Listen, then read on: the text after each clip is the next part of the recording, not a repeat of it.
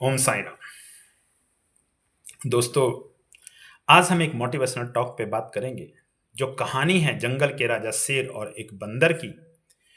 उम्मीद है ये कहानी आप लोगों ने सुनी होगी, पर फिर भी मैं आपको सुना रहा हूं तो आपके मन में एक विचार आया होगा कि जब सर आपको ये यकीन है कि मैं हमने ये कहानी सुनी होगी तो आप इसे दोबारा हमें क्यों सुना रहे हैं।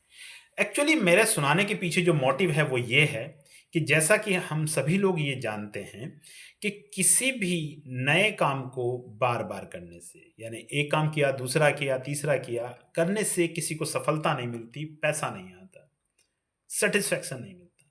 लेकिन एक ही काम को जब आप बार बार करते हैं तो आपके अंदर कॉम्पिटेंसी बढ़ती है, आप उस कार्य में सफल होते हैं, आप अपने अल्टीमेट गोल को पा पाते हैं।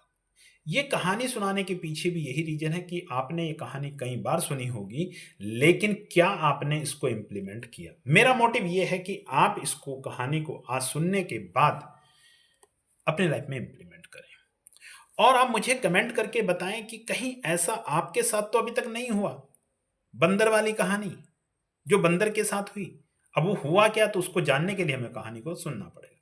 तो कहानी कुछ इस प्रकार से है कि जंगल के अंदर राजा शेर होता है। तो उस जंगल में शेर के साथ साथ कुछ और जानवर थे और उनमें एक बंदर था। जैसा आप जानते हैं कि हर समाज में, हर क्षेत्र में, हर प्रजाति में कुछ एंटी सोशल एलिमेंट होते हैं, उत्पाती तत्व होते हैं। उस जंगल में भी एक ऐसा बंदर था जो उत्पाती था और उसने कुछ जानवरों को अपने साथ मिला करके उनसे कहा कि हमें जंगल का राजा को बदलना चाहिए। तो बात हो गई और वो जो कुछ जानवर उसके साथ आए, उन्होंने जब पूछा कि भाई राजा बनेगा कौन, तो उन्होंने कहा राजा तो मैं बन जाऊंगा, मुझे बनने में कोई दिक्कत नहीं, अगर आप लोग चाहते हैं तो मैं राजा बन जाऊंगा। तो एक मीटिंग बुलाई गई, इमरजेंसी मीटिंग बुलाई गई और जंगल का राजा आया। उसने पूछा भाई बताओ मीटिंग क्यों बुलाई गई है।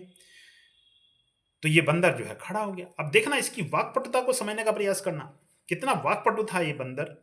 इसने ये नहीं कहा कि जी मैं ये चाहता हूं कि जंगल का राजा बदला जाए और मैं जंगल का राजा बनूं, बल्कि इसने ये कहा कि ये जानवर ये चाहते हैं कि जंगल का राजा बदला जाए। तो शेर ने को गुस्सा तो आना था, लेकिन फिर भी पूछा कि भाई तुम चाहते हो। तो जो जानवर उसके साथ थे उन्होंने कहा कि हाँ हम चाहते हैं कि जंगल का राजा बदला जाए। तो शेर ने फिर दूसरा सवाल किया कि भाई राजा बनेगा कौन। तो बंदर, जैसा मैंने कहा, वाकपटु था, फिर खड़ा हो गया और कहा कि जी ये सभी जानवर ये चाहते हैं कि जंगल का राजा मुझे बनाया जाए। शेर ने पूछा हाँ भाई तुम चाहते हो, तो जो उसके साथ थे फिर उन्होंने कह दिया हाँ जी बंदर को राजा बनाया जाए। तो शेर ने कहा कि ठीक है भाई, आज से जो है बंदर इस जंगल का राजा है और मैं अपना चला। शेर वहां से चला गया, राजा जो है बंदर बन गया। अब सब कुछ खुशी का माहौल था, पार्टी सार्टी जो भी होनी थी, जैसा होता ही है वो सब हुआ। हफ्ते 15 दिन के बाद एक बकरी रोते हुए राजा के पास आई। अब राजा बदल चुका था। राजा कौन था? बंदर। बकरी ने कहा कि महाराज, वो दुष्ट शेर मेरे बच्चे को उठा ले गया। अब बंदर ने बड़े दहाड़ के कहा, अच्छा, उसकी इतनी हिम्मत कि वो मेरे रहते हुए और तुम्हारे बच्चे को उठा के ले गया। उसने कहा हाँ महाराज, वो दुष्ट मेरे बच्चे को उठा करके ले गया। बोला अच्छा मैं देखता हूं। और आप यकीन मानिए, बंदर ने 2.5 से 3 घंटे इस पेड़ से उस पेड़ और उस पेड़ से उस पेड़ छलांग लगाते लगाते पूरे 2.5 से 3 घंटे में पसीना पसीना हो गया। बकरी देख रही थी।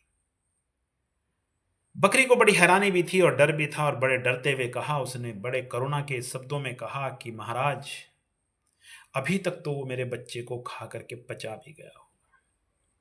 दोस्तों, बंदर ने जो जवाब दिया बहुत इंपॉर्टेंट था, सुनिएगा और ध्यान दीजिए। कहीं ऐसा हमारे और आपके साथ तो नहीं हो रहा है, और अगर हो रहा है तो इसे सुधारने की आवश्यकता है। आप मुझे कमेंट में लिख करके बता सकते हैं। बंदर ने कहा कि देख, उसने तेरे बच्चे को खाया होगा या नहीं खाया होगा इसकी मेरी कोई गारंटी नहीं है, लेकिन एक बात बता, क्या मेरी भाग दौड़ में कोई कमी है? हाँ, मैं दोबारा कह रहा हूं, ठीक सुना है आपने। बंदर ने कहा कि तेरे बच्चे को उसने खाया या नहीं खाया मुझे नहीं पता, पर क्या मेरी भाग दौड़ में कोई कमी है? तो कहीं ऐसा तो नहीं दोस्तों हमारे साथ भी यही हो रहा है कि हम भाग दौड़ तो रहे हैं, दौड़े जा रहे हैं, दौड़े जा रहे हैं, लेकिन जो मोटिव है, जो टारगेट है, वो तो पूरा ही नहीं हो रहा है।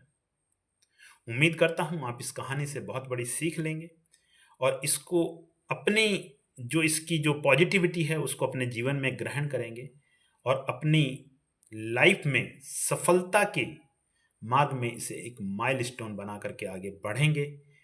इन्हीं शब्दों के साथ मैं अपनी वाणी को विराम देता हूँ। मिलते हैं मेरे अगले वीडियो में एक और बेहतरीन टॉपिक के साथ। तब तक के लिए अपना ख्याल रखिए। जय हिंद, जय भारत।